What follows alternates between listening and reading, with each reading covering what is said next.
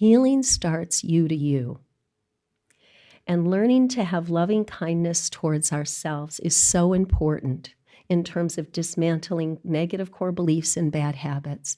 It's got to start with some kind of infusion that you recognize that there are pieces of all of us that are negative looping, that the amygdala is flaring, that the prefrontal cortex, who's sort of like the decision maker, has gone offline, who's not activating as much as we would like it to.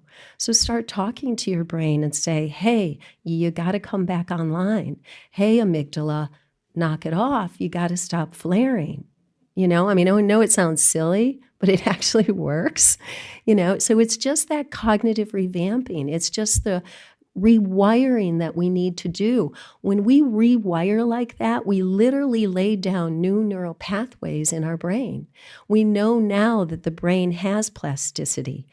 The last 25 years has been an explosion in the field of affective neuropsychology and affective neuroscience and just neuroscience in general, where we can see into the brain because of the advent of new technologies like fMRIs and QEEGs and so on. We know now that the brain has plasticity, that throughout our life till the day we die, we can lay down new neural pathways in the brain. And that's really, really exciting stuff. So yoga provides us with a model of the mind. And this is something that for any yoga practitioner, we really should pause, think about, and embrace this concept and these ideas. There's 4 aspects of what yoga says constitutes the mind. The manas, the everyday thinking, the ahamkara, self-identity, chitta, unconscious mind, and the buddhi, which is the silent mental witness, although we have to wake it up. All right, so what does that look like? Here are the 4 functions.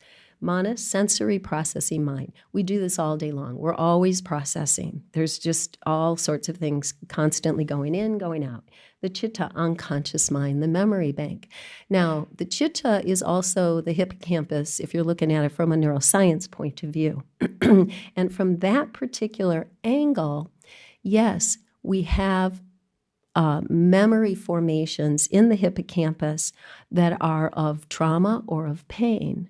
But as we begin to gently develop the buddhi, the part that knows, the silent witness, the one that decides, judges, and discriminates, we can begin to allow those memories to bubble up to the surface and deactivate our emotional attachment to them. It's not like they're going to go away. They don't have to go away. It's the ahamkara, the I maker, the ego, the identification that says this is a problem. And yes, it may be a problem, or it had been a problem in the past, because we don't want to demean that or marginalize that. But what we do need to do is that enemy within has to be healed. And it's done through loving kindness toward ourselves, toward that pain point, toward that wounded child inside of us who finally needs somebody, something, some energy to begin to comfort and nurture that pain point.